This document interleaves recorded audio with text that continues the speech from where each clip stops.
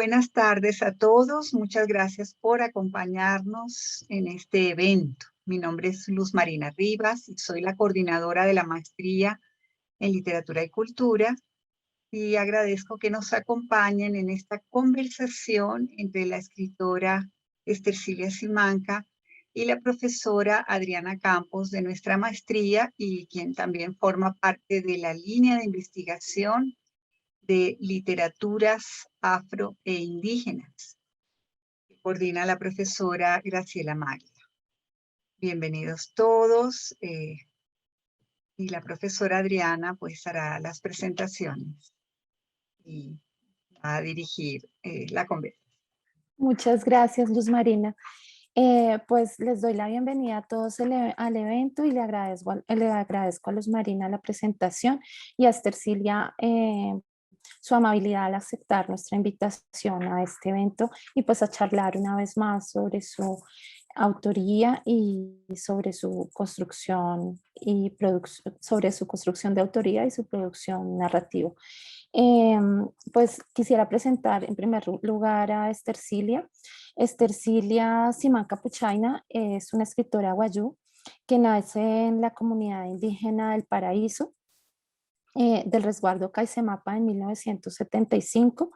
Es abogada y pues también se desempeña como escritora y sus dos oficios como escritora y como narradora confluyen en varias formas, como vamos a ver durante la charla, y además es diseñadora, diseña mantas wayú, y entonces también es empresaria, activista y pues es la autora de varios textos, entre ellos El encierro de una pequeña doncella, que es publicado en el 2003 y del que vamos a hablar durante esta charla.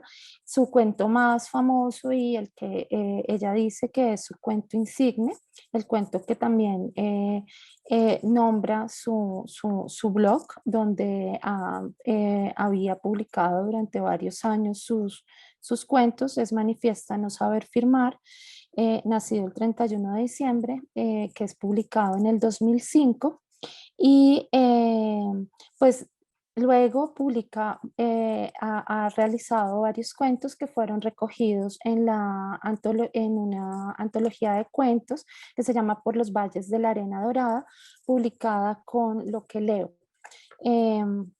Entonces doy la bienvenida a Estercilia y le agradezco mucho por estar con nosotros. Hola, espero y me puedan escuchar y ver bien. Bueno, primero bueno, agradecida con el Instituto Caro y Cuervo, contigo, Adriana, por este esfuerzo que has hecho en el desarrollo de tu tesis, a Luz Marina Rivas por brindarnos pues este espacio en el que vamos a conversar y acercarnos un poco a lo que es mi obra creativa y también a parte de mi trabajo como profesional y perteneciente a un pueblo indígena. Gracias. Muchas gracias. Quisiera empezar con la imagen del Irama. Entonces voy a compartir un poco la pantalla para mostrarles la imagen del Irama que ya se está viendo,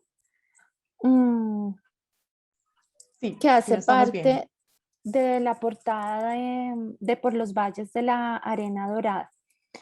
Irama significa venado, y este venado en particular, que hace parte de la portada de Por los Valles de la Arena Dorada, tiene, el, la imagen del clan, del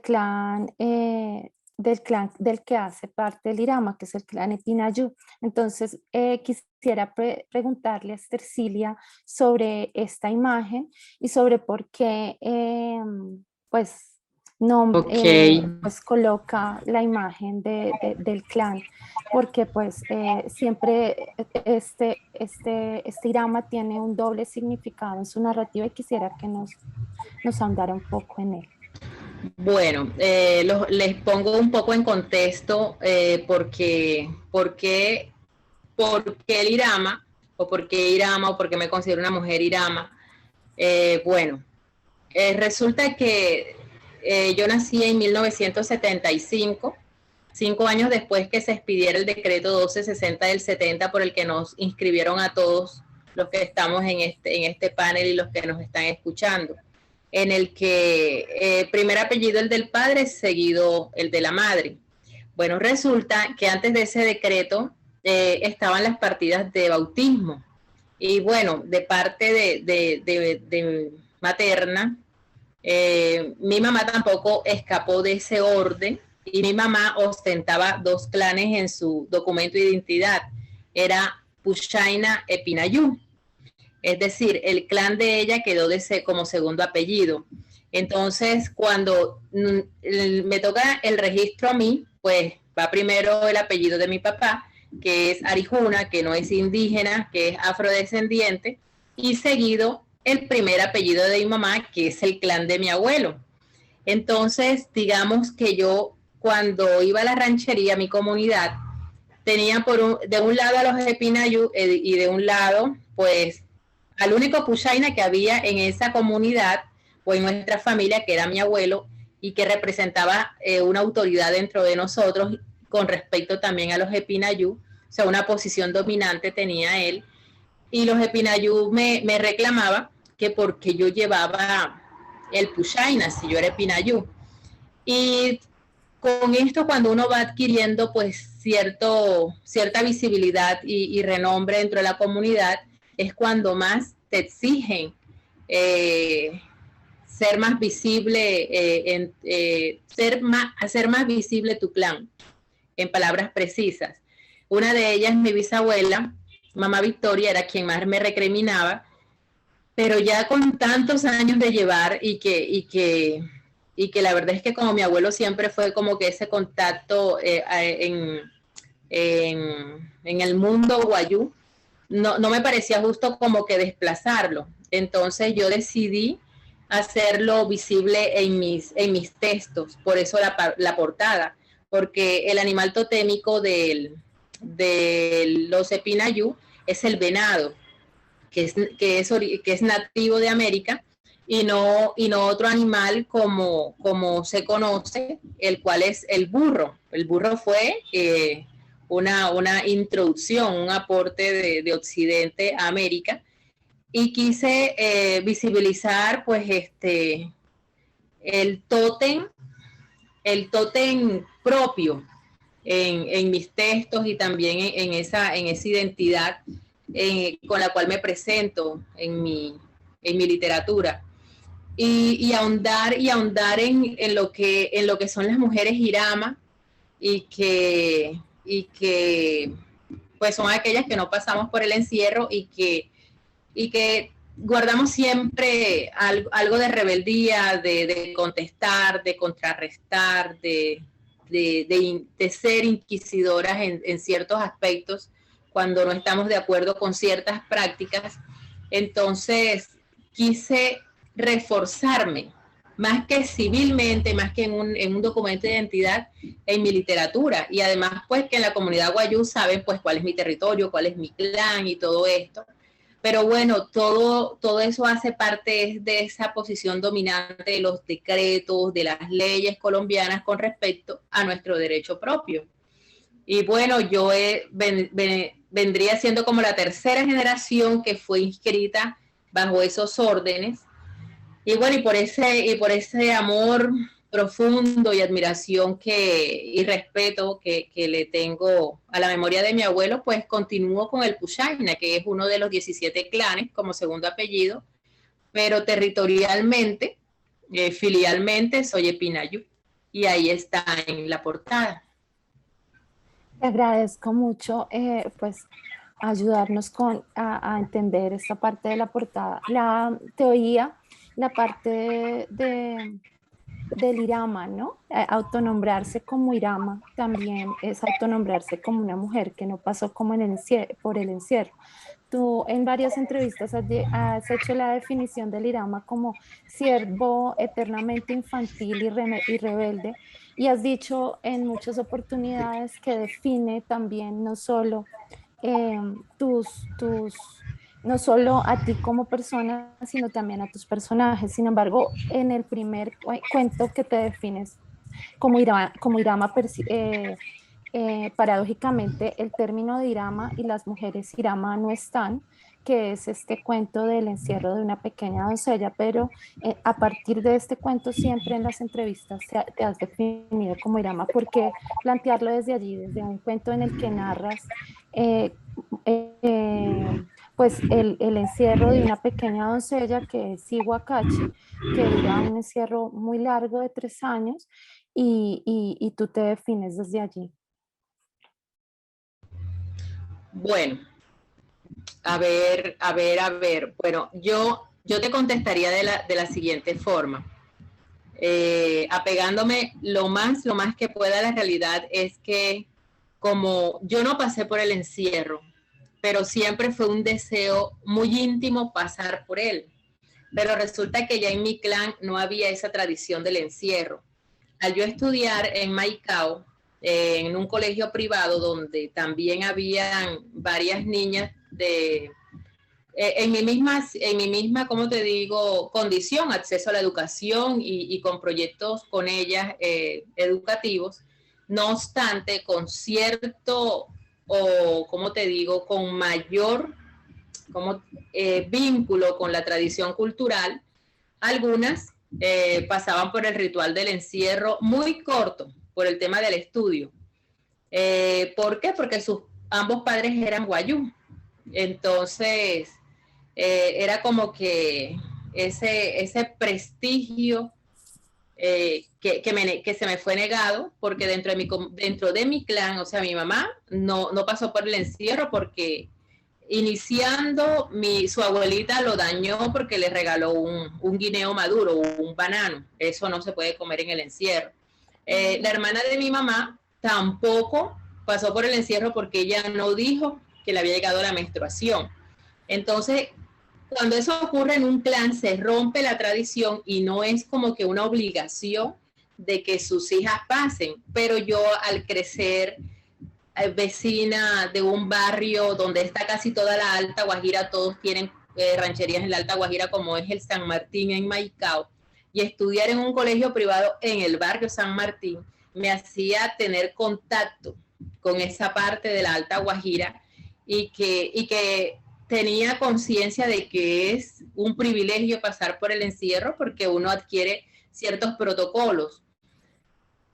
Uno de ellos es ser muy cauta y guardar silencio, no como una mujer silenciada, sino como ese parte del protocolo guayú. Obviamente que yo no guardo ese protocolo porque no lo aprendí y porque pues no me lo enseñaron y hace parte pues también de mi personalidad. Y pienso ya ahondando, averiguando, porque alguna vez se refirieron a mí cuando quise entrar al encierro de una niña que era mi amiga. Me dicen, pero es que ella es Irama. O sea, ¿por qué? Porque yo llegué pues con unos tenis, con jean, entonces, pero ella es Irama. Entonces, las Iramas son eternamente infantiles, contestatarias, rebeldes.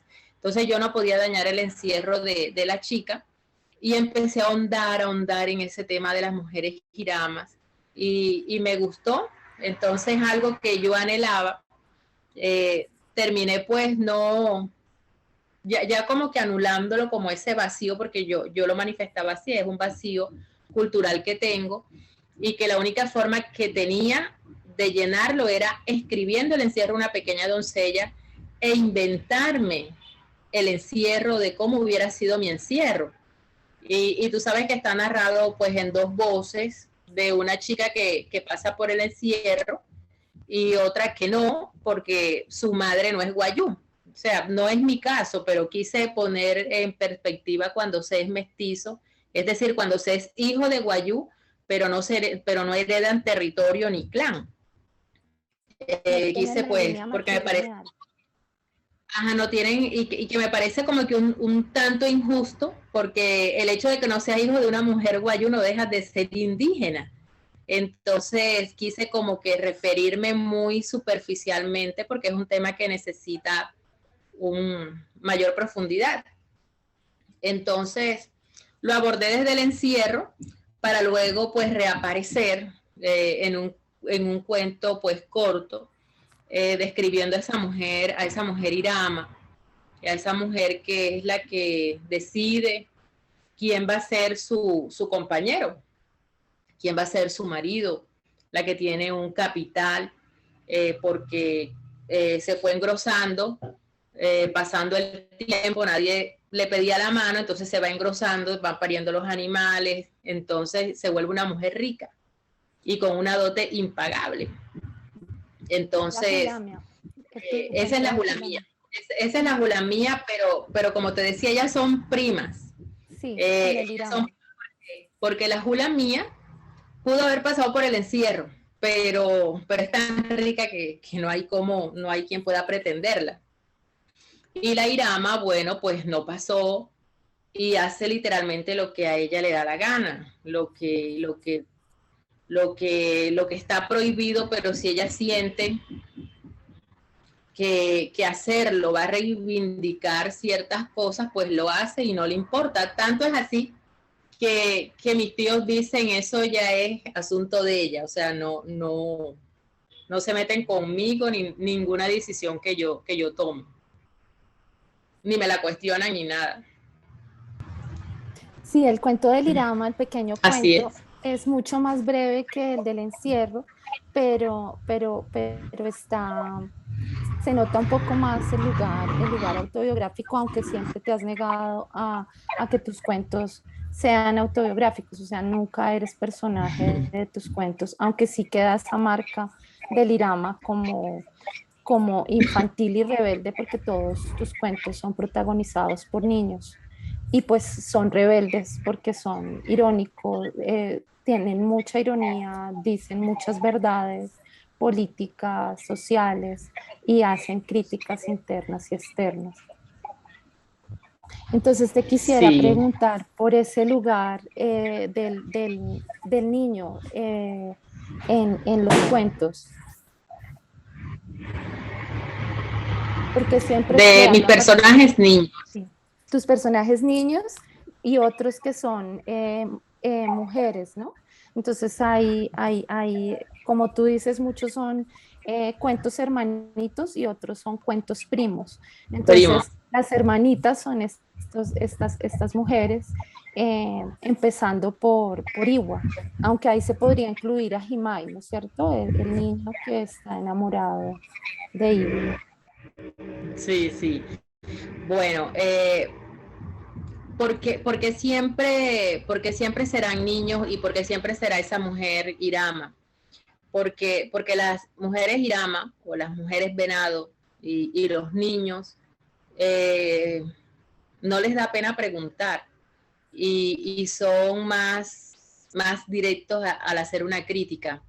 Entonces, es algo que fue surgiendo, que de pronto surgió y que en ese ejercicio creativo me di cuenta que como mis personas, que como cuestiono siempre el establecimiento y también dentro de mi comunidad, decidí o fueron los mismos personajes los que decidieron ser pues que protagonizar siempre un niño o una niña o una mujer Irama, porque ella no tiene por qué rendir cuentas, porque no pasó por el encierro, porque no guarda el protocolo, entonces ella anda así, suelta, como dicen acá en la costa, suelta de madrina, y va entrando y va deshaciendo, va recomponiendo, va deconstruyendo, va cuestionando.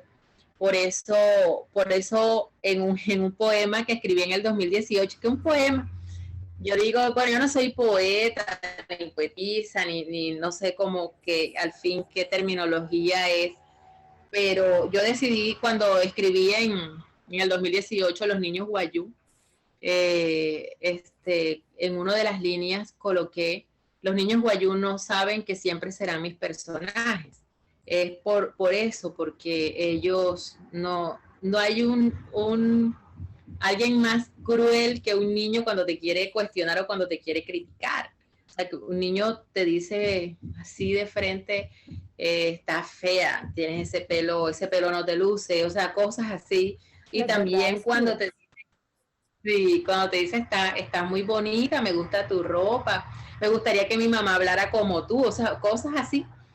Y así va, y así fue que ellos mismos lo fueron decidiendo, porque también cuando me preguntan cuándo vas a terminar la novela, cuando yo agarro un capítulo de la novela, el que sea, termino escribiendo otro cuento, y así nació Julamía, así nació Irama, así nació Bultito Llorón, o sea, de cuando yo decido, aquí voy a empezar, entonces sale de pronto la chica del embarazo no deseado, entonces como que se nace la necesidad de hacerlo como un cuento a esta chica que salió embarazada de un señor mayor y un niño que ella no quiere tener, y cómo hace dentro de ese territorio guayú, de nuestras costumbres, de nuestros principios, cómo hacerlo, dónde están sus derechos sexuales y reproductivos, y todas esas cosas que me rodean, porque de pronto yo no las estoy viviendo, pero las estoy viendo, que de pronto llegan y dicen, ay, Tercilia no tiene hijos, entonces aparece una guayú con su niño y que a regalármelo. Entonces son cosas, yo no las estoy viviendo, no estoy desesperada por deshacerme de mi hijo, pero resulta que me los están llevando a mi casa. Entonces, narrar eso, o se dice directo o no se dice. Entonces, por eso, esa mujer Irama la que siempre va a cuestionar a los otros personajes que o le hacen daño al pueblo guayú con sus actos o sus omisiones, o cuestiona a los tíos, a las primas, a las hermanas por ser cómplices también de esos hechos u omisiones. Y entonces por eso la voz la tiene esa mujer Irama, que tendrá diferentes nombres, pero en esencia es ella. Y así somos la gran mayoría de las mujeres guayú, incluso hasta pasando por el encierro. Y de hecho en varios de los cuentos, aunque tú dices que no eres poeta, pues empiezas como poeta, pero sí queda como esa parte metafórica y las imágenes en muchos de los cuentos, a pesar de lo punzantes que en muchos casos son.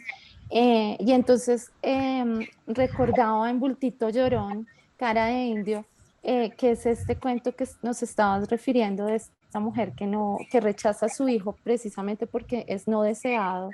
La obligaron a casarse muy pequeña, como a los 15 años, y la parte como en que prácticamente es violada por su esposo, porque pues es muy pequeña, lo narras de forma muy metafórica, entonces con Juyá, con la metáfora de Juyá, ¿no es cierto? Esta lluvia que ella despierta, y escucha Sí. a Juyá, y entonces dice, siento el olor de la tierra mojada, pero ¿en qué momento Juyá visitó nuestra tierra? No lo noté. Dormía profundamente. Juyá fue una lluvia azul y suave que quiso lavar mi sangre de doncella. Hay estrellas y no hay luna. Ella no quiso esta noche salir. Pensó que si lo hacía también me penetraría haciéndome sangrar de nuevo, porque se supone que es Cachi, la luna, la que penetra a las mujeres cuando tienen la primera menstruación, entonces usas como esta metáfora. Y es una mujer llena de metáforas en tus cuentos de este tipo que han sido un poco pasados por alto porque se mira más esta parte más punzante, cruda de los cuentos. Entonces estaba pensando en ese uso de las metáforas que acude pues a imágenes de la cosmogonía guayú, si nos pudieras contar un poco sobre ellas en este cuento de Bultito Llorón y por ejemplo en el de Hamu, que nombras al niño pues de acuerdo a Hamu, que es el hambre, ¿no? El hambre es este ser primordial que es seco y que va caminando con el viento de la muerte, el viento de la sequía. Bueno, el lenguaje metafórico. Bueno, eso es parte también del ser guayú. Yo no pude escapar de eso.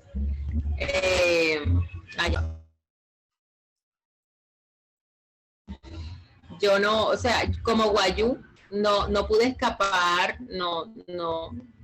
ni decir que quiero escapar de las metáforas porque ellas aparecen, ellas van apareciendo en el proceso creativo y que no es lo mismo decir vino y la penetró, porque también pienso pues en que tengo lectores jóvenes y que no los quiero espantar con una descripción fuerte o literal.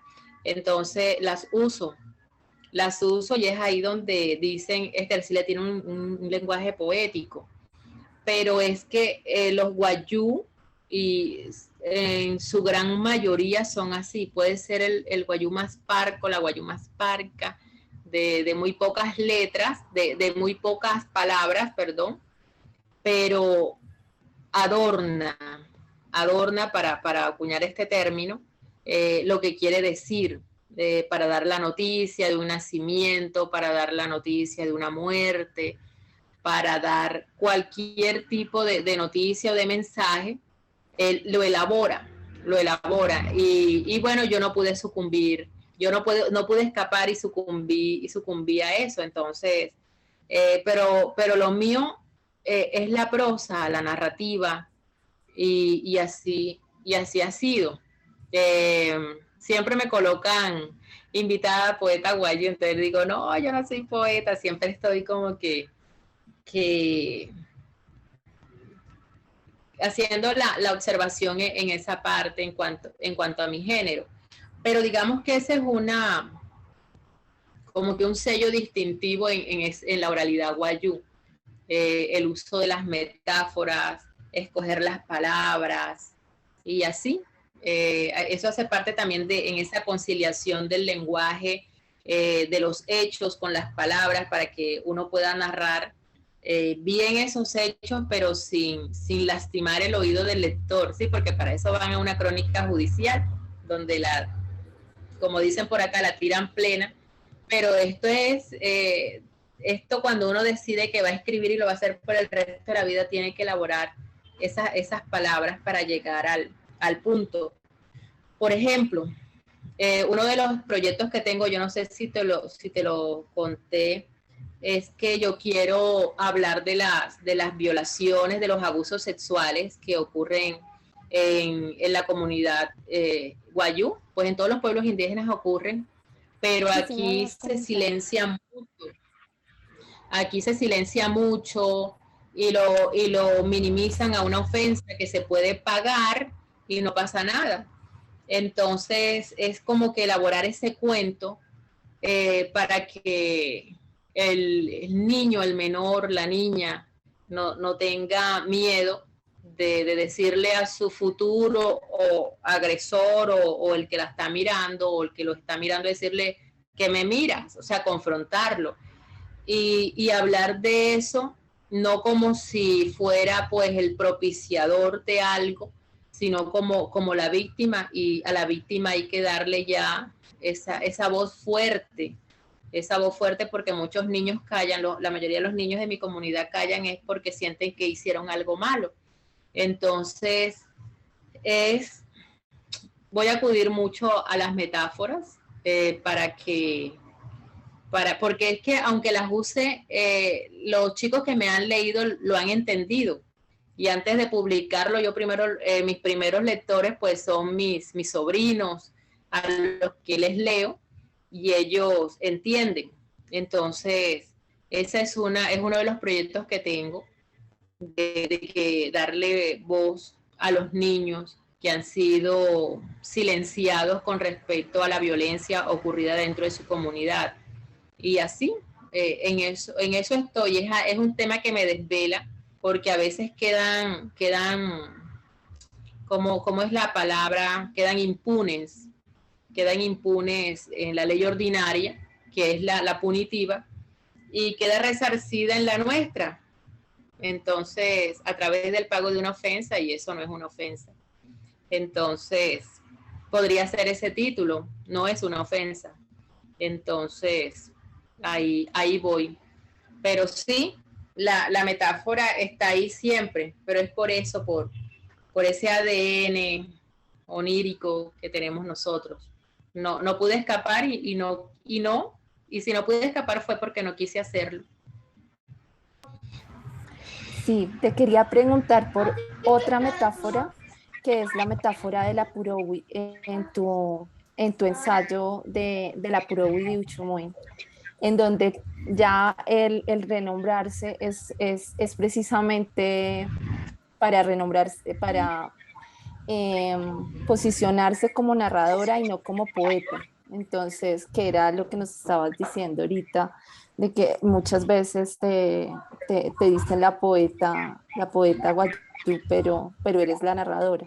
Pero también para separar tu identidad, tu guayú, mestiza y demás, de tu literatura, que dices que es una literatura más latinoamericana. ¿Nos podrías hablar como de esa imagen de la Purowi, que pues utilizas varias metáforas para tejerla en este pequeño ensayo? Sí, mira, una cosa es que es de pronto en lo que he tocado con mis colegas autores indígenas, es que somos eso, somos autores indígenas, y que no sé ellos, pero yo sí quiero ser leída por todo el mundo, y que siempre he creído que la literatura no es como el derecho, que tiene jurisdicciones. Ya. Entonces, la literatura no puede tener jurisdicción como literatura afro, literatura indígena, no. Porque, ¿qué más quisiera yo que los que primero me leyeran fueran los guayú? Tuviera más de 500,000 lectores, ¿verdad? Pero fueron los guayú los últimos en enterarse que yo estaba narrando la realidad de ellos. Entonces, es como también cuando la Constitución habla jurisdicción especial indígena, la curul para el Senado y para la Cámara circunscripción especial indígena, pero ahí vota todo el mundo, ahí vota todo el mundo, y suben indígenas, sí, pero se puede inscribir por cualquier partido y puede votar todo el mundo por esos candidatos indígenas. Entonces, como que no debería existir esa reglamentación, hombre, así como ocurre con las jurisdicciones especiales que entra todo el mundo, pues así también tiene que ser con la literatura de autores indígenas, porque si no, no pasarán, y ya yo no hablo, no pasaremos, porque mi obra está caminando a través de la editorial, que es un trabajo que difícilmente yo no podría hacer. Para mí fue difícil vender 1,000 ejemplares de Manifiesta no saber firmar, la primera edición, y no fue porque yo fuera mala vendedora, sino que cuando me entregan, no me entregan los 1,000, me entregan apenas 300, y los 700 me los entregaban después, porque la imprenta, en fin, todas las excusas. Y recuerdo que la hice para la Feria del Libro de Bogotá del 2005. Hubo un evento de guajiros dentro de la feria, y resulta que ahí se vendió todo. Se vendió, fue uno de las revistas más vendidas. Yo hubiera vendido las 1,000, pero nada más llevé 300. El cuento fue después vender las 700. Yo fui a muchos encuentros de escritores donde conocí a Miguel Rocha. Cuando Miguel Rocha me invita a la universidad, yo todavía llevaba ejemplares de la primera edición. Entonces, si queremos salir de los espacios académicos que se han dedicado a buena hora a estudiarnos, a por qué, para dónde y por qué lo estamos haciendo, debemos salir de ese, como que de ese domo que se ha formado, que han ido formando, porque nosotros, los escritores indígenas, no sé, es que tampoco quiero como que ofender, porque también es un trabajo interesante y todo, pero hay que caminar y no hay que negarse a las nuevas propuestas que salgan. Porque si no, se van a quedar ahí engavetadas, esperando a que nuestros lectores sean los indígenas, o que los indígenas sean los primeros en leernos, los primeros en criticarnos y todo, cuando vuelvo y te hablo del pueblo mío. El analfabetismo está altísimo. Y no es tan fácil adquirir mi libro aquí en La Guajira, no es fácil, no hay librerías. Sí, de hecho, pues tu interés siempre ha sido que seas leída, y de ahí que hubieras publicado primero en el blog y también alcanzar una difusión amplia. Entonces, Manifiesta No Saber Firmar pues caminó por la parte de estos 1000 ejemplares que nos nombrabas, pero también caminó por la parte del blog. Entonces, quisiera que ahora hablemos de Manifiesta. Bueno,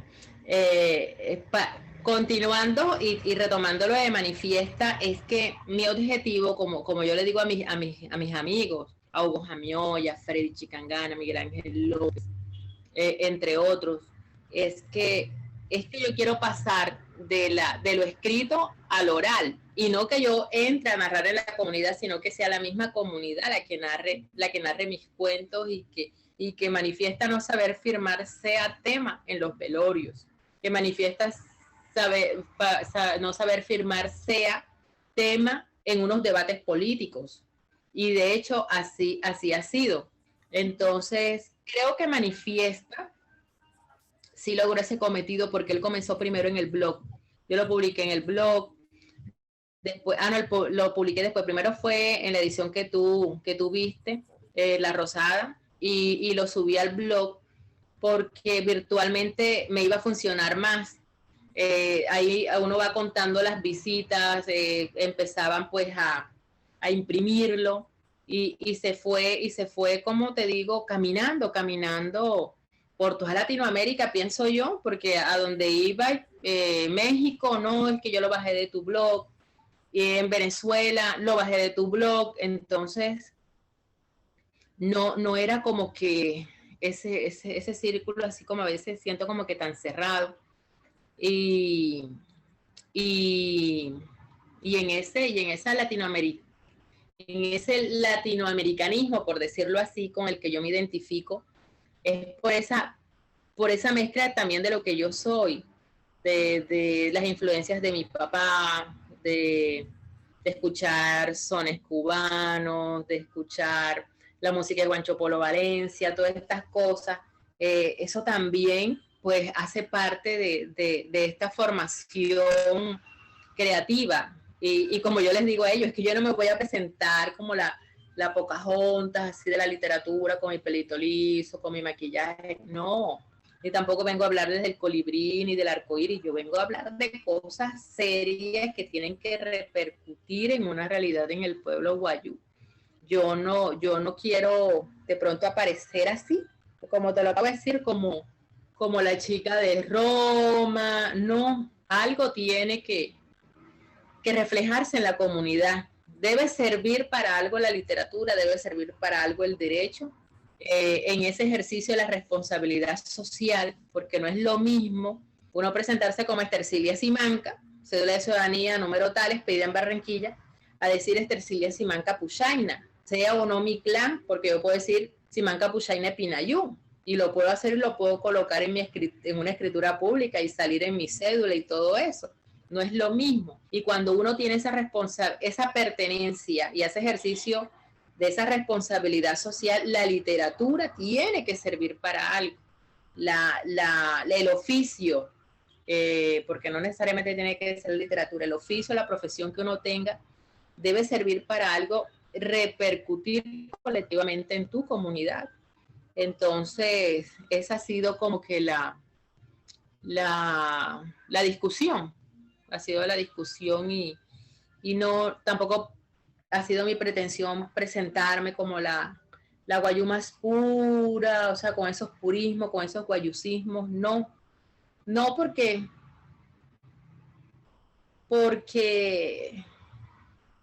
no, o sea, es que no, y comenzando que nací en 1975, estudié en colegios privados, estudié una carrera universitaria, o sea, como que no pega, por eso a veces me llaman la atención los chicos que van a estudiar y de pronto regresan como que buscando una pureza, y digo, ay no, cógela suave, usted vaya a estudiar en la universidad, que el problema es lo que va a conocer apenas termine la carrera, sea cual sea, problema es lo que vas a tener que solucionar.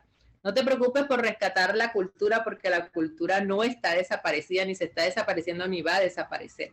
Entonces, es eso, Adriana, creo que me estoy saliendo del tema, no dejes que yo me vaya porque yo me voy a veces lejos y lo retomo. Estás en el tema todavía y pues habíamos hablado de hablar de la huella.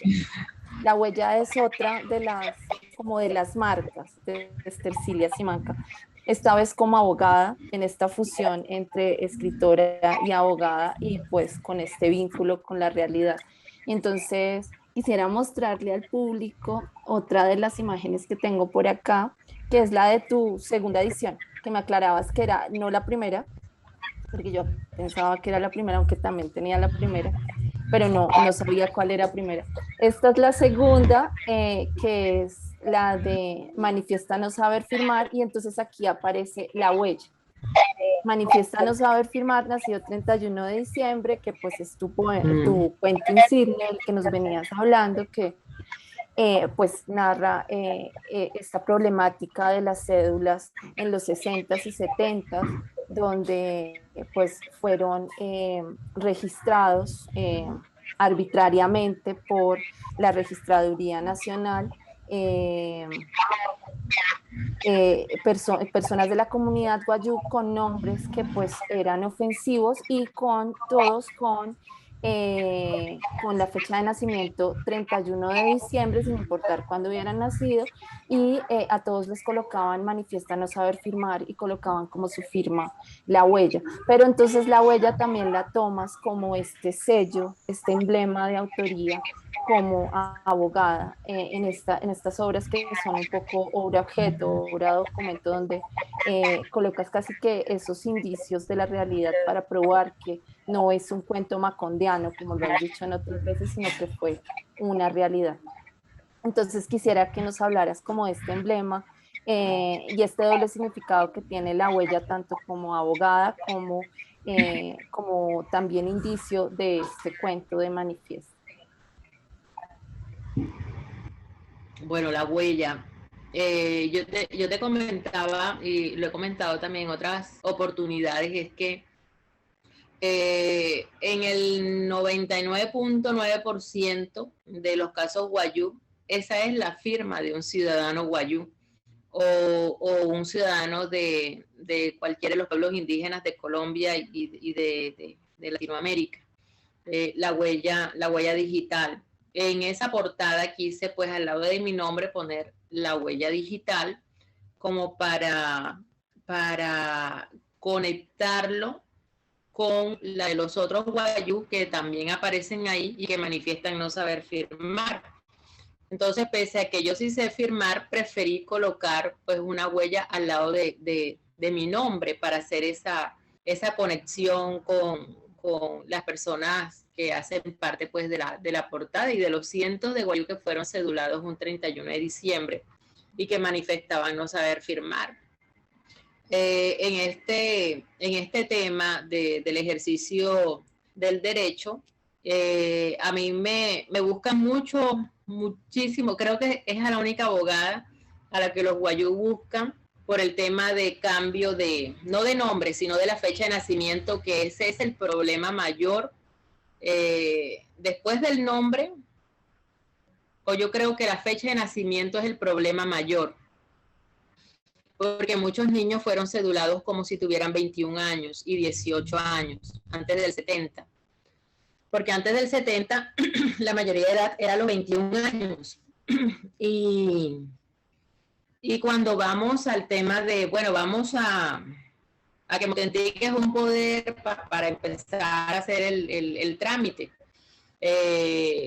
Siempre en algunos casos como el que llevé hace poco, de un guayú que hace parte de un grupo de campesinos que va a demandar al municipio por un tema de un cultivo que se perdió.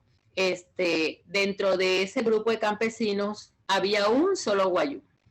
Y tuvo muchos problemas porque es un hombre que trabaja pues con las manos, un agricultor.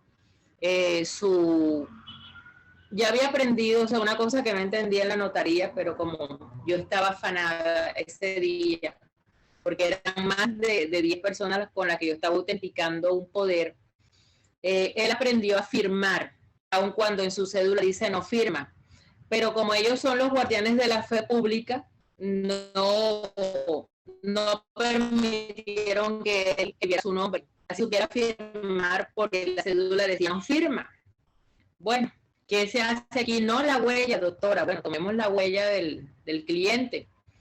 Y ese era el otro problema porque de tanto arar la tierra, las cortaduras, o de jalar yuca, o de jalar auyama, qué sé yo, se fueron haciendo cortes en todas sus huellas digitales y no hubo forma de que ni en ni en esto, en ningún pudiera leerse en la biometría.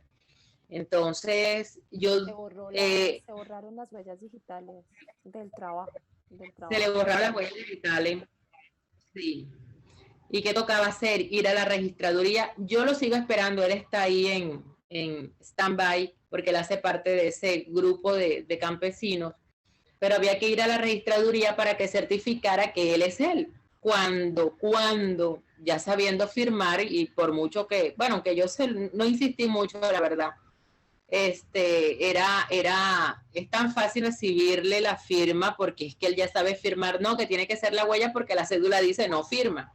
Entonces, y así sigue el tema de la vulneración de los derechos de los guayú en ese tema de la identidad civil.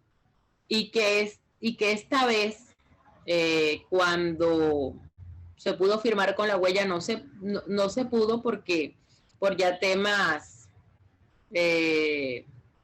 no sé, por temas externos, qué sé yo, de que se le dañaron sus huellitas digitales. Entonces, es eso, y que pese a que sabe firmar, no lo aceptan porque oficialmente en su cédula dice que no sabe firmar, no firma. Y eso ha sido la constante de mi ejercicio profesional, que ya es como un tema social, porque ya se me volvió técnico.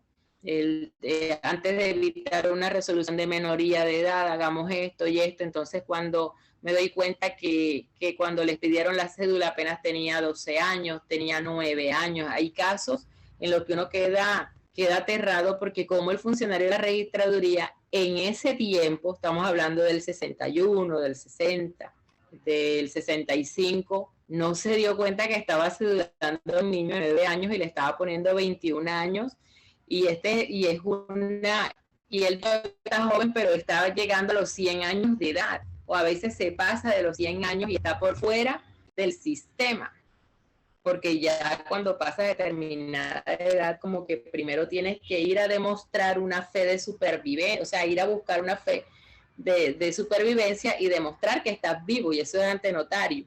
Entonces han sido pues los casos, y quise pues en esta portada también hacer uso de la huella digital como para hacer esa conexión de mi portada, de esas personas que están en la portada, que es la realidad del pueblo guayú. Y también hablábamos que también es la realidad de otros pueblos indígenas que también fueron cedulados de la misma forma, aunque este caso específico fue en el marco de las de elecciones electorales, pues en en este ejercicio como arbitrario de las elecciones, de cedular gente para lograr más votos, pero que se extiende a otros pueblos y pues te han llamado de otros lados a decir esta imposición de nombres que pues es una colonización de los nombres en que muchas veces se habla de un Sí, nombre legal y un nombre étnico, eh, sí. por esta violencia simbólica del nominar desde el Así, Estado. así es. ¿Nos podrías contar un poco más sobre eso? Incluso me Así es. decías que entre los afro también habían casos. Sí, en los afros de la zona rural de La Guajira, digamos de la zona rural de Riohacha, ellos tienen una fecha. Si no estoy mal, es el 1 de mayo.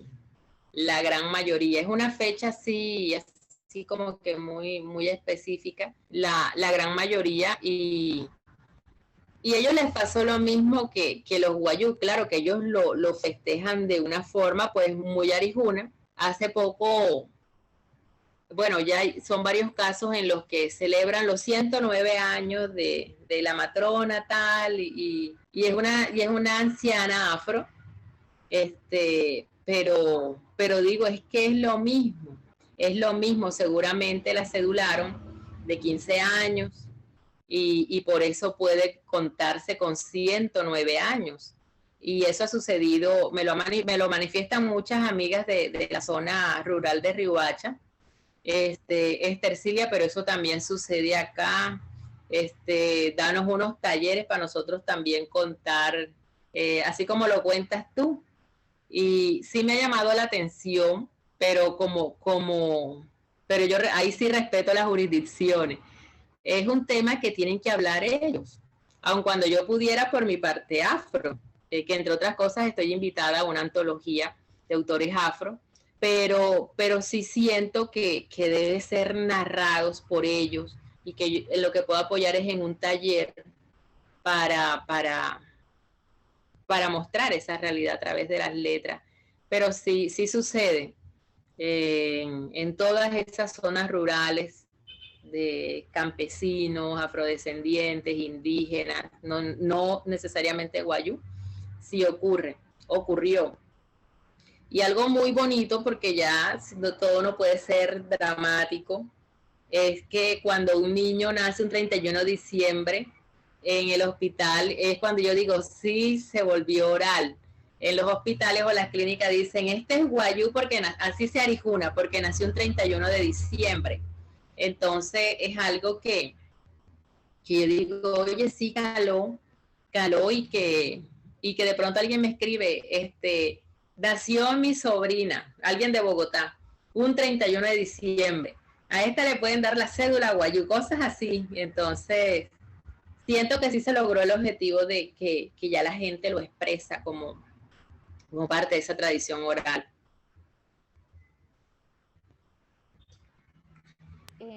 Pero entonces el objetivo final del texto que tú dices que es una novela de 10 años era lograr, pues primero la disculpa pública del gobierno nacional, pero también la reparación.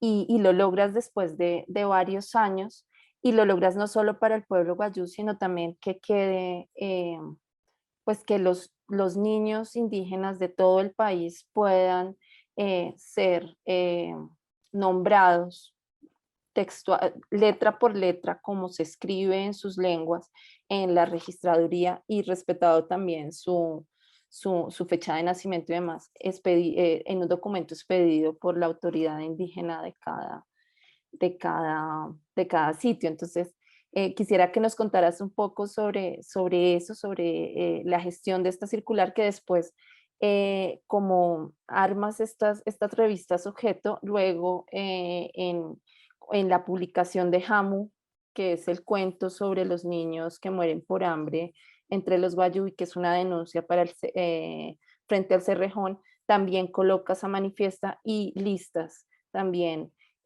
como estos recursos legales y el fruto final, que es la circular, que hace que el gobierno pues registre no solo a los niños, sino además haga la reparación frente a estas cédulas que aparecen, por ejemplo, en este cuento aquí. ¿Nos podrías comentar sobre eso, como sobre ese proceso jurídico y cómo casan las dos partes, el cuento y después los recursos legales que tú decías que los listas casi como una obra para que queden juntos? Bueno, Miguel Rocha me preguntó alguna vez, ¿tú cómo haces eso, Estercilia? Haciéndolo, Miguel, haciéndolo. El Estado no te va a dar nada que tú no le pidas. Entonces, Manifiesta a mí me ha dado muchas satisfacciones como persona. Vamos a quitarnos, vamos a dejar a un lado a la escritora, pero como Estercilia Simanca me ha dado muchas satisfacciones, me ha individualizado, particularizado, señalado, me ha llevado muy lejos, he ido a muchas partes de que en mis sueños, quién sabe que habré soñado, pero que no recuerdo, que de pronto me vi hablando de Manifiesta no saber firmar en Montreal, o sea, por decir algo, de pronto me vi hablando de Manifiesta no saber firmar en Utah, o en San Diego, California, en México, en Hermosillo, una cosa así toda loca, toda surreal. Y alguien que no recuerdo, que es como la voz que aparece al final de Manifiesta no saber firmar, una voz que, o sea, no vi a la persona, o sea, estaba en el público y me dice, tú eres abogada, ¿y qué vas a hacer? Y eso fue como un remesón. Y también pues uno se encuentra con los profesores que le dieron clase a uno. Estercilia, que sigue ahora del cuento, estás viajando mucho, pero que sigue ahora. Y empiezo yo a ese cruce epistolar entre la registraduría. Bueno, ¿qué vamos a hacer ahora con los guayú que no quieren llamarse chorizo, ni se quieren llamar procesión, ni se quieren llamar Virgen del Carmen, ni se quieren llamar, ¿cómo vamos a hacer? Y entonces empieza como que esa lucha, hasta que se cansan como que de mí. Y estaba este tema de la paz, de los hechos de paz en el gobierno Santos, y sale la circular 276 del 2014 que faculta a las autoridades tradicionales para certificar nacimientos, o sea, le dan una investidura de registrador, de notario, bueno. Y también salen unas resoluciones en los que es gratuito los indígenas que no se sientan a gusto con sus nombres porque denigran su dignidad, pues pueden ir a cualquier notaría de Colombia con su decreto, con su cédula y hacer el trámite absolutamente gratis, así como la expedición de su cédula. Entonces, fue eso, fue como que ese remesón, porque uno a veces en los inicios uno se cree mucho el cuento también. La escritora y tal, pero fue el remesón ese cuando alguien que no vi, que no recuerdo, me dice, ¿qué vas a hacer ahora? Tú eres abogada.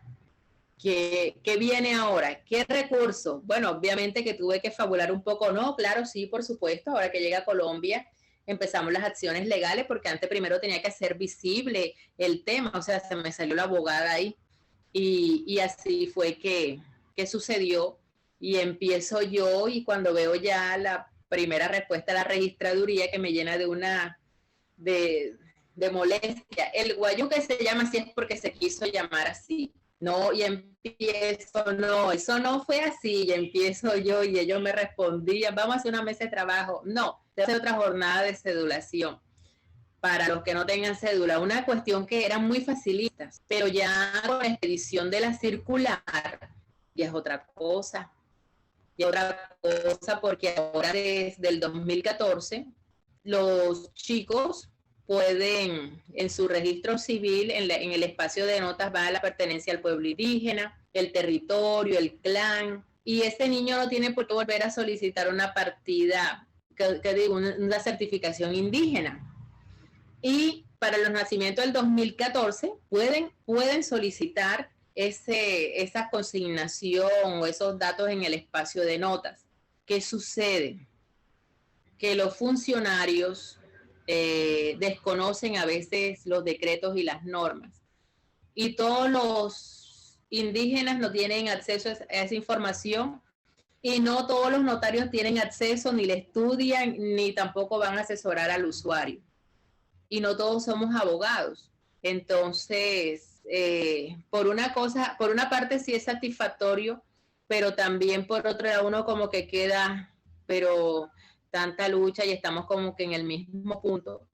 Pero se llegará un momento porque el hecho de que la circular 276 haya dejado de ser circular 276 para estar dentro de la circular única de registro e identificación civil de la registraduría, incluso más ampliada, pues eso a mí, y perdónenme la inmodestia, me siento así como una magistrada, porque yo digo, mira que esto cómo se logró desde un cuento y a través de esas inquisiciones que me hacían en público. Estás viajando mucho, pero ¿qué vas a hacer? Estás viajando mucho a costilla de la realidad guayú, ¿qué vas a hacer? Y esto. Y bueno, yo siento que lo estoy haciendo bien. Yo no soy lenta, el Estado es el lento. Es eso. Sí, bueno, ahí aquí está. precisamente en la pantalla pongo la primera que te llenó de indignación, la primera respuesta, que es esta donde dicen ellos se quisieron llamar así, que aparece en esta segunda publicación. Ya en Hamu colocas sí, ahí la está. circular. Entonces, de algún modo, como nos decías, te sientes magistrada, pero es precisamente por ese otorgar el poder de autonombrarse de un modo legítimo y de acuerdo, pues se supone que todos tenemos el derecho de nombrarnos como queramos en el registro civil, pero estaba siendo coartado ese derecho. Y hablábamos sobre la ley Sí. Aluna, como es otro de tus sinsabores actuales que como que viene a tumbar un poco este trabajo. Hablemos un poco sobre sí. eso. Sí, Adriana, ¿sabes qué sucede? Que cuando yo digo, bueno, parece que ya como que me voy a dedicar a mirar telas, a viajar, a ver qué hay por ahí para fortalecer pues mi nombre comercial acá de mi sustento. De pronto llega una amiga, Guayú, madre soltera, y me dice, Cecilia, mira este caso. Ella hizo uso de la circular 276 y a ella le llega de un momento a otro un nuevo registro civil de su hijo al que ella registró con uso de la circular 276 y le puso como primer apellido el clan. Ella lo registró sola, como madre soltera. Y ella no lleva el clan en su identidad civil y eso no los permite la circular 276, incluida en la circular única de identificación y registro. Y me pregunta, ¿eso se puede hacer? Entonces yo le dije, en principio, el reconocimiento voluntario de la paternidad es irrevocable, en principio. Pero yo considero, y debe haber algún fallo, algún concepto, que cuando uno como madre soltera registra a su hijo, es su representante legal. Han debido notificarte antes de tomar esa decisión. Bueno, manos a la obra. Empezamos a peticionar a la registraduría. Yo considero que la registraduría apenas ve mi nombre o sabe que yo estoy ahí. A mí me dijeron, yo no sé si sea un mito, que hay una caja en la registraduría que dice petición Estercilia Simanca, Guayú, Guajira, ojo, dentro de los términos, o sea, una cosa así toda rotulada, dice, yo no la he visto, pero algún día la veré. Y al tiempo, eso fue el 15 de junio, que radicamos el derecho a petición y de pronto veo en las redes, aprobada la ley Aluna. A partir desde entonces las madres podrán poner como primer apellido el de ella, a su hijo. En principio, tú lees eso, así dice, se adecuó a mi caso, yo dije, ay, mira, esta ley nos puede servir, vamos a ver, no está sancionada, pero, y cuando veo es que voy a mediar un común acuerdo. Bueno, un común acuerdo. Y si es madre soltera, y si aparece el papá, y si esta madre soltera es guayú, como en este caso, se somete a sorteo. Y cuando la misma María Pizarro me dice, eso no es retroactivo, por ese caso no se preocupe. O sea, que ese es el único guayú que va a tener ese caso. Tú no piensas en los otros guayú que van a nacer. Obvio que tú no vas a pensar así porque no eres indígena. Necesariamente no tienes que ser guayú. Tú no tienes el sentir indígena y sin embargo te atreves a poner un nombre indígena a una ley para exotizar. Y además porque la hija de ella también se llama Aluna. Entonces, como que es una cuestión así toda, yo dije, no, eso lo tiene que objetar el presidente Duque, porque es que el matrilinaje, y lo digo con conocimiento de causa, estoy llevando un caso así. Yo me alegro cuando veo, a partir de ahora las madres podrán poner de primer apellido el de ellas. Yo dije, no, ¿cómo no? Esto me parece genial, es el matrilinaje en la ley ordinaria. ¿Cuál? Someterlo a sorteo en caso de que no haya acuerdo. Va a sortear un funcionario anónimo que hoy está, mañana ya no es notario, ya mañana no es registrador, entonces no puede estar supeditado a un funcionario anónimo y además de turno, no. Y bueno, solicitamos un grupo de guayús donde se cuentan antropólogas, comunicadoras sociales, mejor dicho, las ciencias sociales. Solicitamos que objetara la ley. No estamos en contra de la ley Aluna, pero sí tiene que tener un parágrafo especial que exceptúe a los pueblos indígenas cuyo sistema filial sea el matrilinaje, porque mujeres guayú solteras es lo que hay. Y que hoy en día son ellas las que le han dado vida a la circular 276. Son ellas, son las mujeres que yo les quedo en mi cuento, las iramas, las rebeldes, porque ser madre soltera dentro de mi comunidad no es fácil, no es señalado, no es rechazado, pero no es fácil, porque puede pasar, como ocurre con mi clienta, que los tíos le digan, porque le puedan decir eso, que no es lo mismo ser madre soltera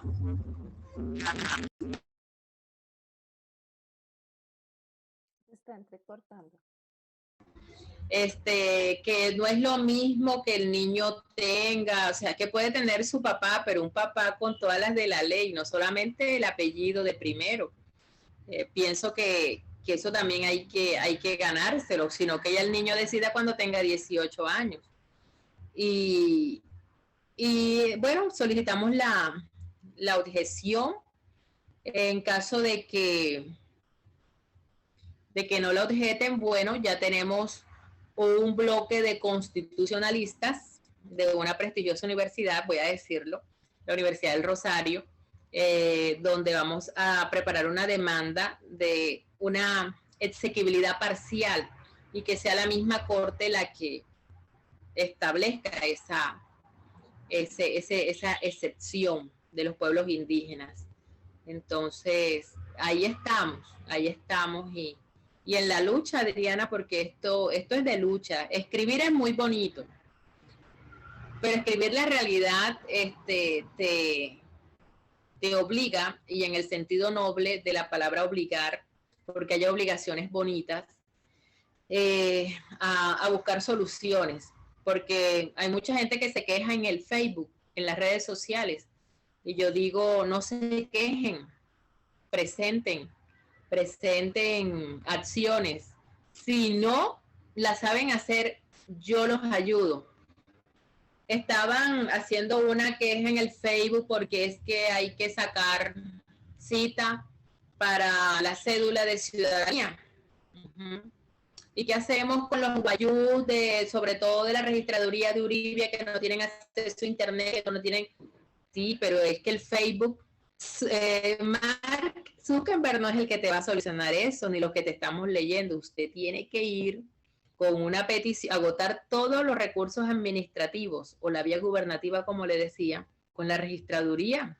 Y estoy segura que te hacen tu enfoque diferencial Ay, Tercero, ¿y tú por qué no lo haces? Porque ahora no tengo tiempo y ustedes lo pueden hacer también. Ustedes pueden crear precedentes, que también vayan saliendo otros bloques. No se puede concentrar en una persona eso. Yo lo haría y me vuelvo mediática y se puede lograr una generalidad para todos los pueblos indígenas que no tengan acceso a la fibra óptica, pero también un comunicador social lo puede hacer, un antropólogo lo puede hacer, un bachiller lo puede hacer. El consultorio jurídico de la universidad también lo puede hacer. Es que casos es lo que hay, sino que andan como caballo cochero, no miran para los lados cuando lo que hay es problemas sociales. Yo no ando como caballo cochero, pero a veces sí me toca ponerme así para no mirar a los lados porque termino yo metida en un cuento que no es mío. Entonces, ¿por qué? Porque como me dice, ya va a chismosear ella qué está pasando. Entonces yo voy a ver qué es lo que está pasando y me quedo ahí a veces. Es eso, Adrianita.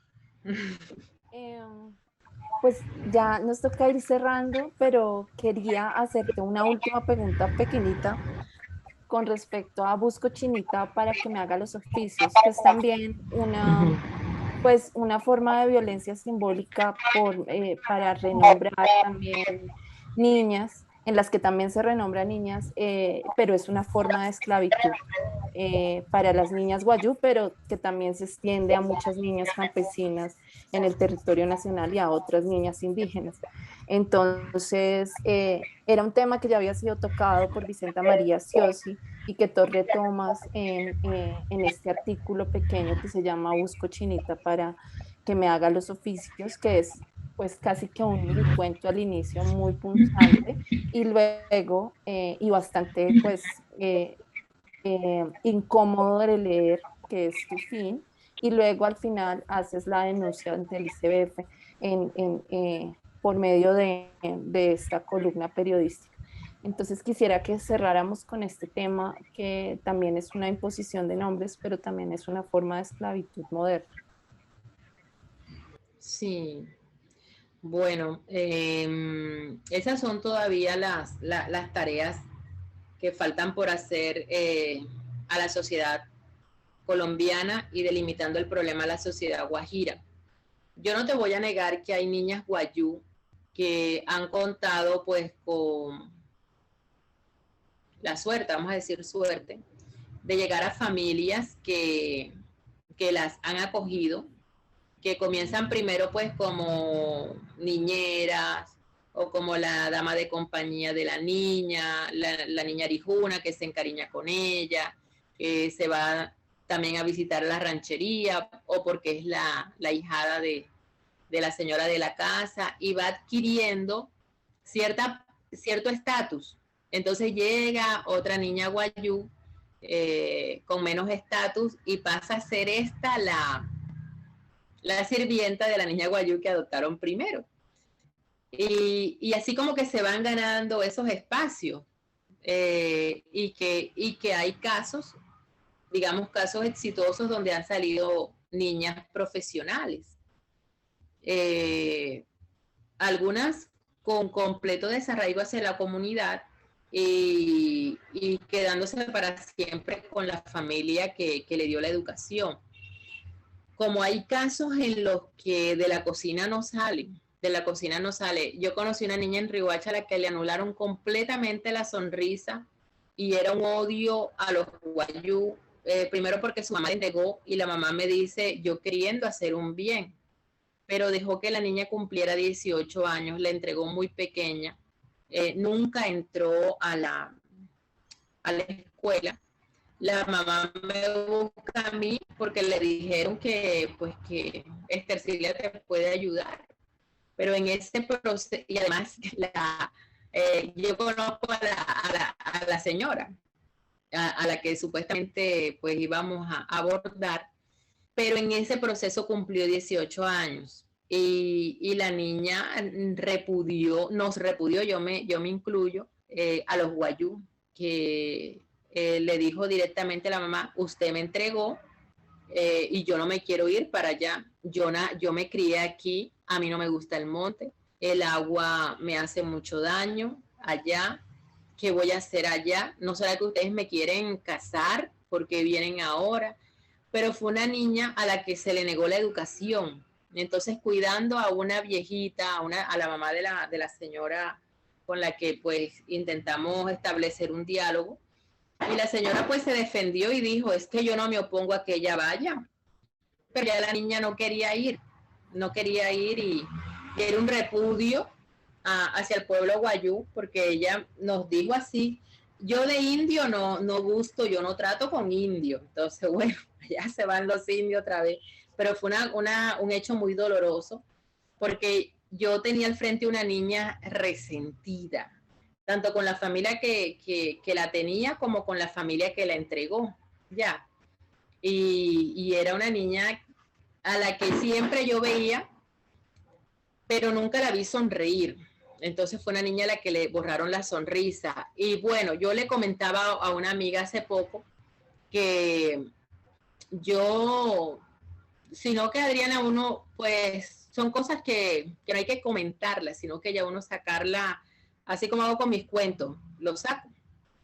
Yo, en mi estancia en Riohacha, que fueron como 10 años, 9 años, conocí muchas niñas vendedoras de artesanías. Y algunas, de tanto tratarlas, porque las vi muy pequeñas, yo sabía dónde había madera para que fueran abogadas. Ya hay una facultad de Derecho en la Universidad de La Guajira. Son muchas niñas, pero a mí la experiencia me ha enseñado que abarcar mucho no voy a apretar nada. Entonces yo voy a apretar a 5 niñas, porque quiero que del malecón salgan 5 abogadas, porque les veo a ellas, les veo el irama por dentro. Entonces, yo quisiera que fueran todas, pero todas no lo van a lograr. Algunas no les gustará el estudio, algunas les será muy difícil estudiar, algunas preferirán el tema del comercio, pero a las 5 que yo veo que son pilas, que yo digo, con esta chica se puede trabajar, y que mañana casualmente voy a Riohacha, les voy a dar vueltas, y en las que tenemos esa conversación íntima que tenemos las mujeres, como de madre a... No son mis hijas, pero yo tampoco siento que sean mis hijas, pero sí siento que hay una responsabilidad, porque fue algo que yo les hablé cuando les empecé a ver como que esa fortaleza. Tú tienes que ser abogada, tú tienes que leer mucho, tú tienes, entonces uno como que les lleva los libros, pues cuentos que necesariamente no tienen que ser de autores indígenas, porque así pasó conmigo, de que léete esto, como que uno que las va encaminando, o uno les va creando como que ese modelo a seguir. Entonces sí aspiro, sí quiero, y hay muchos que me dicen, no, esas ahorita cogen marido y se olvidan de ti, pero bueno, si no son ellas, serán otras. Y siempre como que estoy pendiente de que por ahora no hay novios, tenemos que conseguir los cuadernos, los morrales, y incentivarlas con esos cuadernos nuevos que huelen rico, que los lapiceros llamativos, o sea, así como hicieron con uno. Y como te digo, yo quisiera que fueran todas, pero yo no puedo abarcarlas a todas. Entonces me dicen, de todos modos 5 es muy ambicioso, pero yo creo que sí, lo importante es que ya en La Guajira hay facultad de Derecho. Para mí esa era la utopía, pero ya la tenemos ahí, está en Riohacha, y yo no creo que a mí me nieguen 5 becas para las 5 niñas del malecón. No, a mí no creo. Gracias, Cecilia, por responder a todas mis preguntas, por ser tan generosa con tu tiempo. Vamos a empezar con las preguntas y le voy a dar paso a Luz Marina, que nos está ayudando un poco con las preguntas. Muy bien, bueno, muchas gracias por esta conversación tan interesante. Cecilia. Aquí hay algunos comentarios que voy a leer y luego hay una pregunta y luego yo haré otra. Acá. Entonces, Chris Flix dice, me encanta encontrarme a veces por coincidencia con este tipo de trabajos tan importantes en este momento para nuestra sociedad. Un saludo desde la Biblioteca Virgilio Barco. Allí iniciaremos en agosto un club de lectura donde trabajaremos textos de voces femeninas y me encantaría trabajar este texto también en un taller de tejido con enfoque de género. Gracias por abrir estos espacios, Instituto Caricuel. Acá hay un saludo de Alicia Capomasi desde Argentina, de Ivana Talorra, que le parece un estupendo tópico.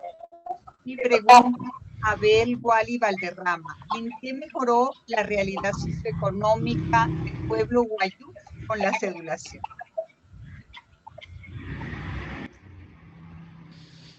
No, no, ni antes ni después, ni antes ni después, pero sin identidad no se pueden acceder a derechos. Te pongo un ejemplo. Hace un año yo gané una demanda contra el Estado de una madre guayú reclamando pues por la muerte de su hijo. Y solo hasta ese entonces ella estaba cedulada, obviamente, pero ella me dice, porque ella me dice, comadre, si yo no hubiera tenido cédula, ¿cómo hubiéramos hecho? Nada, comadre, porque sin la identidad no se acceden a los derechos. Los niños, o un derecho, el primer derecho fundamental de los menores es el registro civil. Por eso yo no establecería ese puente con lo económico, sino con esa parte solo de acceso a los derechos. Y ese es el primer derecho fundamental al que se tiene. Y bueno, yo celebro muchísimo que ahora se estén registrando los que han podido, pues, porque es difícil que también se acceda fácil a los registros civiles. ¿Cómo te digo? Para acceder a derechos. A veces no es fácil. A veces no es fácil porque, o siempre no es fácil porque la registraduría está lejos de las comunidades. Y a veces el guayú padre no está por diferentes razones y esperan registrarlos a todos. Entonces, por eso no es raro ver una familia guayú registrando a sus 6 hijos. ¿Y por qué no registraste a todos antes? No, porque no sabía. Entonces, esa es la realidad de nosotros, del pueblo al que... Pero es eso, ¿en qué ha mejorado? Bueno, no, vuelvo y digo, no socioeconómicamente, pero sí es un acceso al primer derecho fundamental de los niños, el registro civil. Acá hay un comentario de Alejandra. Encontré una relación entre Jamu, Macario de Rulfo y una crónica de Alfredo Molano llamada Ángela, cuyos personajes son niños. En los 3 había una suerte de inocencia, pero también una marca de la realidad de cada país. Muchas gracias por hacernos descubrir tantas realidades por medio de la literatura. Se te bloqueó el micrófono, Cecilia. Hay que activar el micrófono. Luz Marina, estaba leyendo pues la intervención de Alejandra. Sí, Alejandra, quiero decirte que uno de los autores que me enseñaron el camino en esto de la literatura fue Juan Rulfo con Pedro Páramo. Sí me siento, como te digo, cuando escribí Jamú, quise, como te digo, descansar en eso que leí de Pedro Páramo, que lo leí muy, muy joven, muy niña, y para poder entenderlo fue como la tercera lectura, porque después me di cuenta de de que todos los personajes eran fantasmas. Y con Jamú pasa lo mismo a mí cuando me hablan de Juan Rulfo y lo relacionan con uno de mis textos, eso para mí como si me hubiera ganado el Nobel de Literatura. Qué lindo. Bueno, acá hay una pregunta de Vanessa Durán y también el profesor José Pipo Álvarez quiere intervenir personalmente. Vanessa dice, eso es como muy utópico, ¿se puede proponer una cédula propia donde esté un nombre propio en Guayunaiki, que esté su Urucú clan, nombre de su territorio, dibujo del animal totémico y marca, entre otras?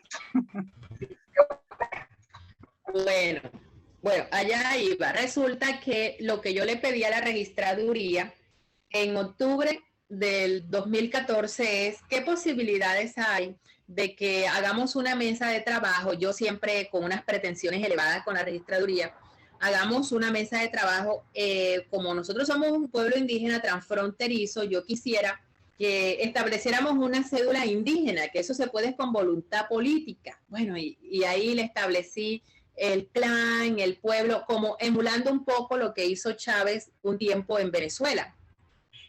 Y hagamos esto.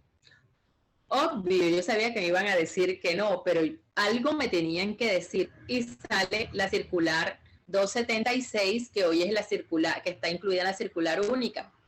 Y muchos del 2014, y sobre todo en las jornadas de inscripción de nacimiento donde yo estuve probando esa circular, muchos de los registros civiles llevan el clan, el territorio y la pertenencia al pueblo indígena, en este caso Guayú.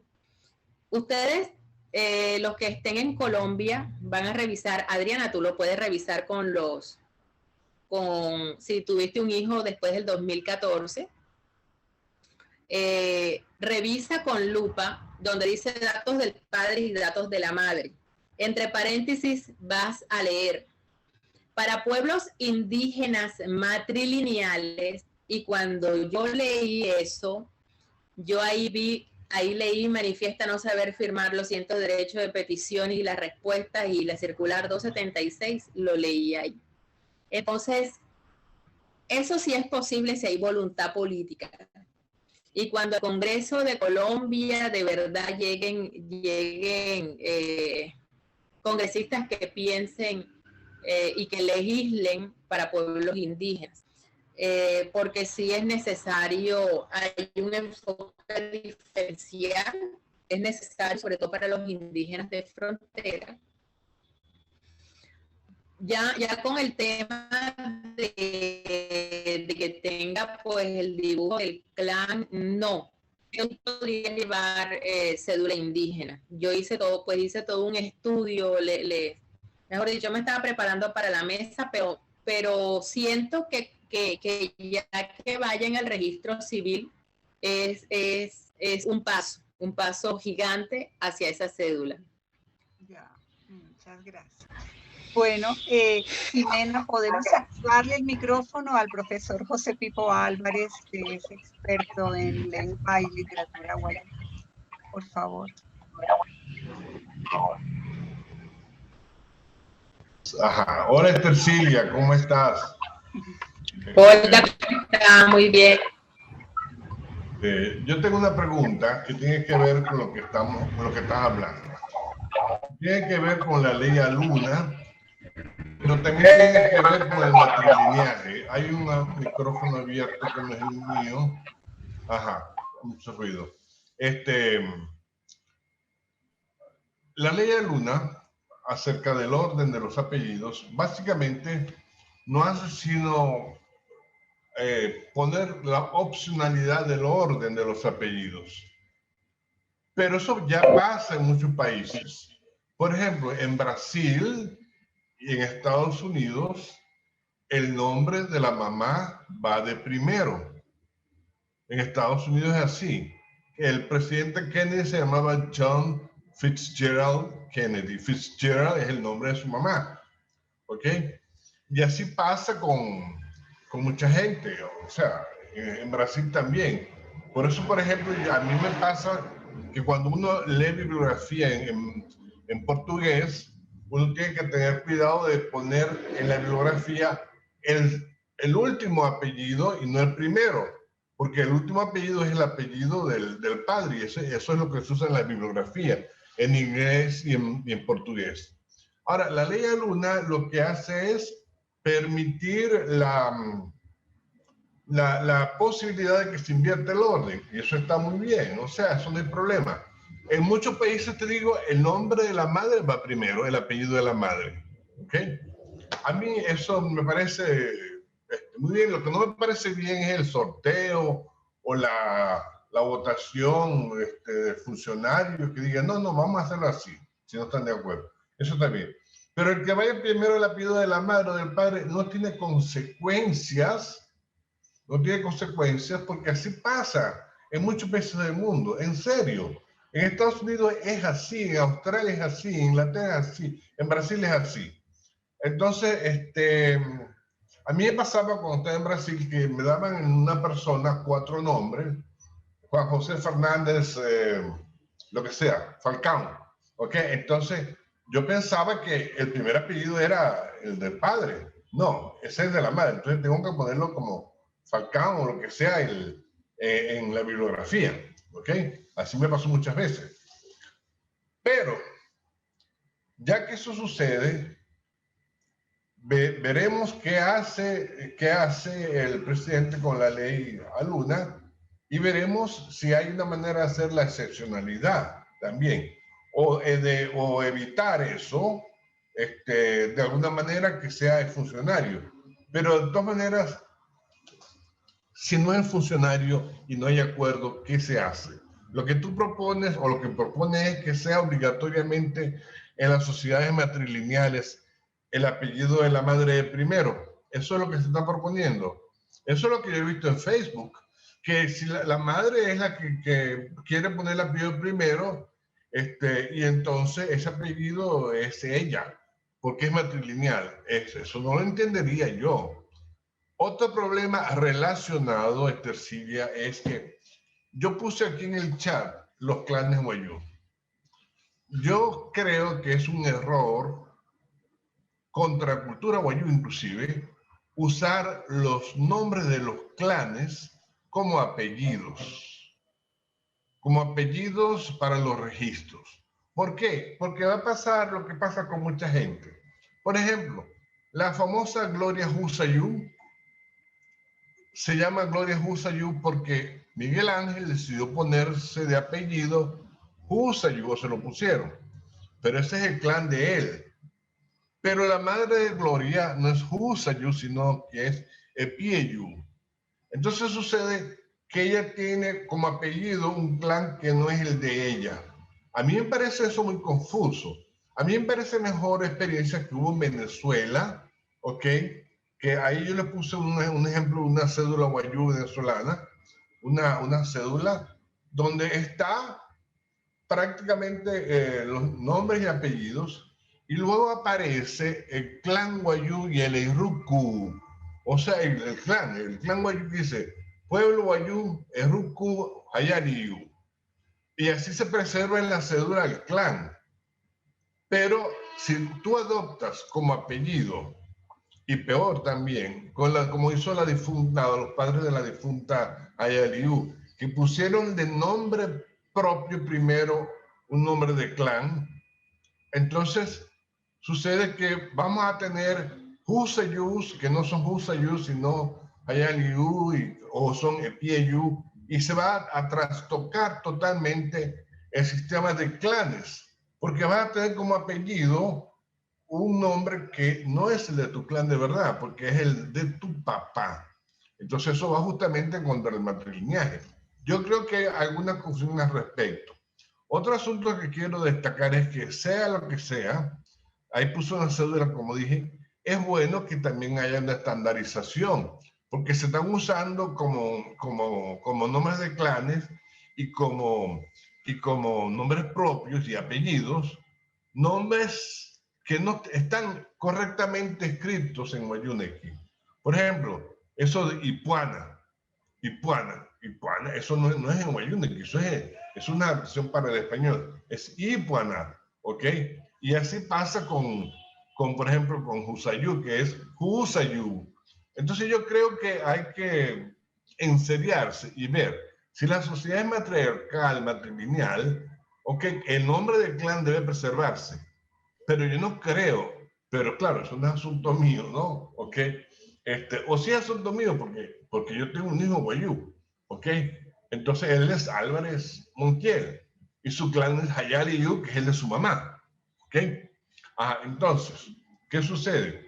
¿Cómo hacemos compatible la ley Aluna con ese asunto? ¿Y qué pasa? ¿Qué piensas tú acerca de usar los nombres de clanes matrilineales como apellidos para la registraduría? ¿Qué piensas tú de eso? Gracias.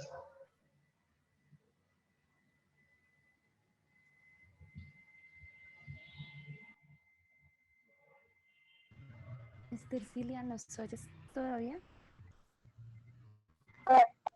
Sí. Bueno, con respecto a la ley Aluna, lo que se busca, por enésima vez lo digo, es un parágrafo especial que exceptúe del sorteo a los pueblos indígenas cuyo sistema de filiación sea matrilinaje. Lo hablo con conocimiento de causa por el tema de una madre soltera. Ya cuando sean parejas, matrimonio, pues debe mediar un orden entre esos padres, ya, que si no lo hay, bueno, que venga y lo sometan a sorteo, pero yo lo digo es con base en una experiencia que yo estoy llevando, no quiero, y esa es la afirmación, no quiero que sea sometido a un sorteo, y sobre todo cuando es una madre soltera la que decidió registrarlo bajo los principios guayú con el clan de ella, y ella no los ostenta en su identidad civil. Eso por una parte. Por la otra, bueno, yo tampoco soy pusaina, soy epinayú, para mí es suficiente que los guayú lo sepan. El resto de la sociedad, sinceramente, no me interesa cómo lo vean, me interesa solamente el pueblo guayú. Y eso ya yo lo expliqué en el tema cuando estaba hablando con Adrián. Ya la forma de nombrar uno a sus hijos, ya eso, pues yo no podría entrar a descalificarlos ni nada de eso. Hay gente que pone como adverbio, como tercer apellido un clan, ya eso es problema de cada padre. Pero en síntesis, lo de la ley Aluna, lo que se busca es buscar una excepción, y esas excepciones están en decretos que existen antes de la ley Aluna, y que una vez aprobada la ley Aluna van a quedar sin piso jurídico, incluyendo la circular 276 que yo logré. Y la instrucción administrativa de 3 de 1995 de Superintendencia de Notariado y Registro. Eso es básicamente, si hay pues un matrimonio en lo que es una guayú y un arijuna, pues los dos son guayú, y si no hay un acuerdo, bueno, que se someta a sorteo, si esa es su decisión.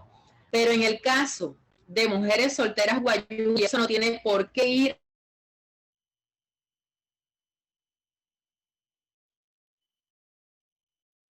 no tienen por qué estar supeditada a un sorteo cuando 4 o 5 años después, así sea un mes después de inscrito su hijo bajo los principios guayú, que es su plan. Y bueno, y la verdad es que todos los guayú, la mayoría de los guayú que me conocen y que conocen mi territorio y mi parentela saben que yo soy epinayú y cuál es mi territorio. Ahora, para mí eso es importante de que vayan los clanes en la cédula como apellidos, porque la cédula de ciudadanía se merece una identidad indígena. Así. Muy bien, gracias, Estercilia. Bueno, una última pregunta la hace Nair Lucía Zapata. ¿Cuáles son las poetas mujeres que lees? ¿Las poetas mujeres? ¿Qué lees? No, a mí no me gusta la poesía, leerla. Bueno. Pero hay una poetisa, es que ni siquiera sé el término preciso. A mí me gusta mucho Briseida Cuevas, ella es mexicana, porque la poesía de Briseida es fuerte, me encanta. Sobre todo, sino que ahora no la recuerdo, hay un poema de ella que me llega mucho, mucho al alma, que dice más o menos: cuando un perro ladra es porque ve al diablo. Entonces, quienes me conocen saben que yo soy, ¿cómo te digo? Que me encantan los animales, sobre todo los perros. Tengo 5 perras, y no porque yo haya querido ni que las haya recogido a la calle, sino por culpa de mi mamá. Entonces, leo a Briseida. No es mi autora de cabecera, pero poema que yo agarro de Briseida es un poema del que me apropio y me encanta muchísimo. Siento que la poesía fuerte de autores indígenas está en México. Eso es de reconocerlo y de mostrarlo aquí en este panel. En cuanto a autoras mujeres, pues, está allá. Acá tenemos, por supuesto,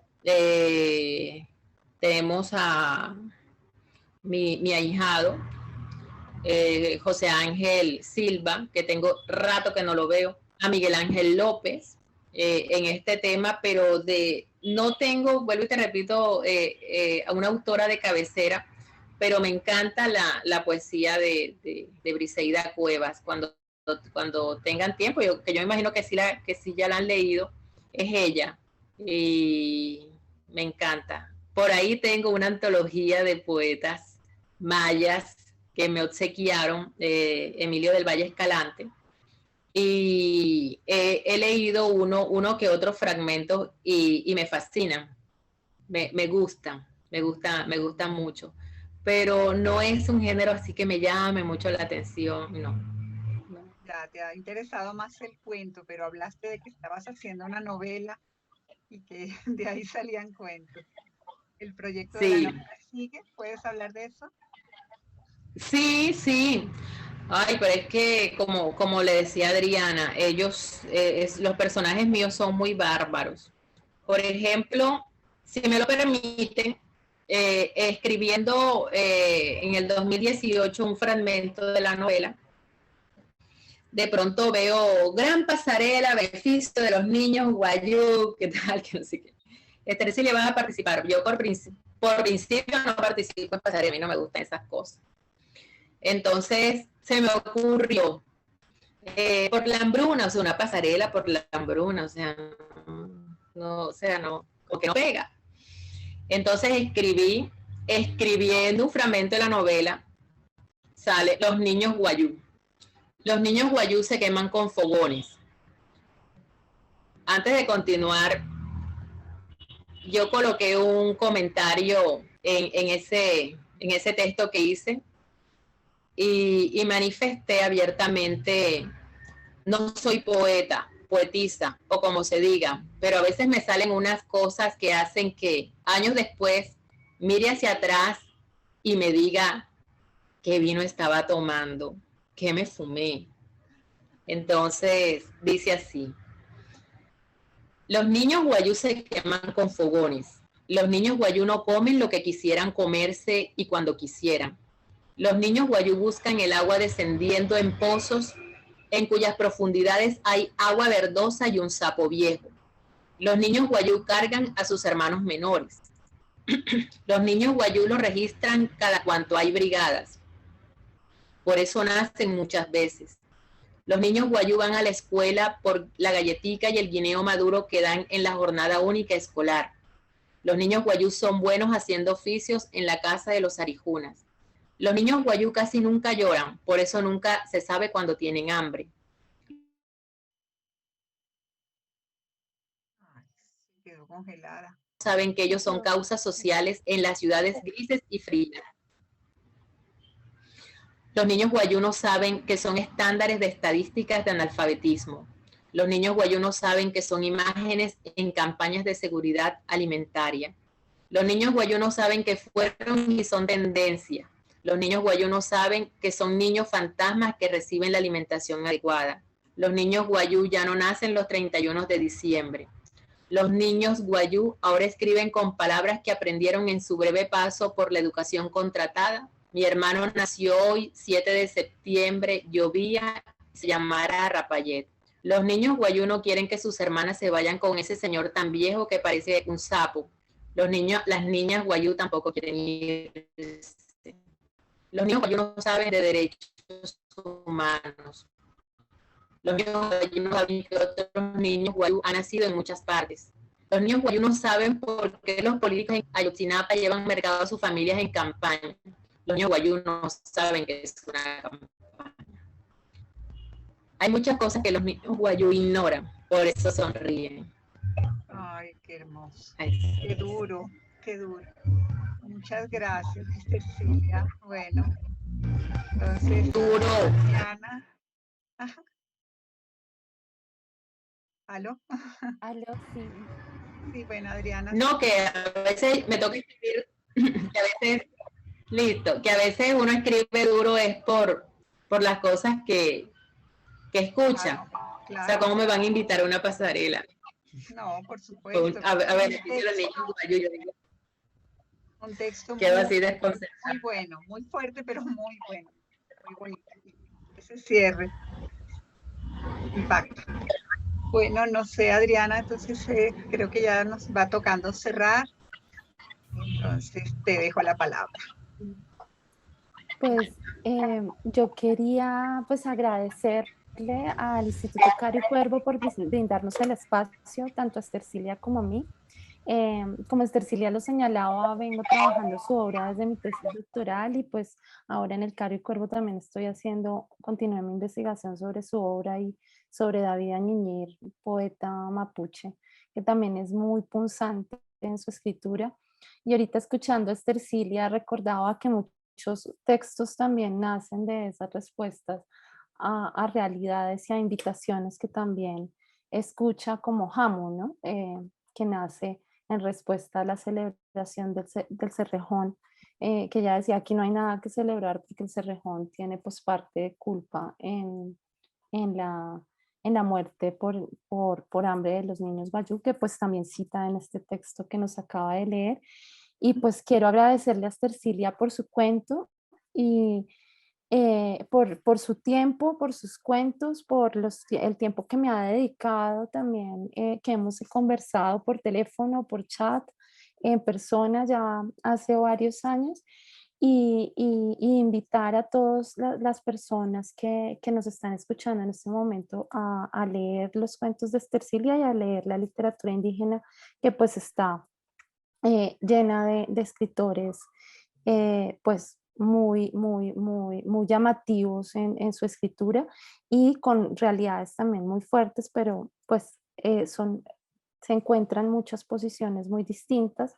Briseida Cuevas, como nos decía, es una que también va como en la línea de Estercilia, es una escritura bastante ácida y punzante y pues eso, agradecerle a todos. Muchas gracias. Bueno, muchas gracias, Estercilia, por este tiempo, este espacio y bueno, esperemos que se repita, que tengamos de nuevo un encuentro como este. Bueno, muchas gracias a todas por su asistencia. Gracias, Jimena, por tu ayuda y creo que ya nos despedimos. Hasta pronto.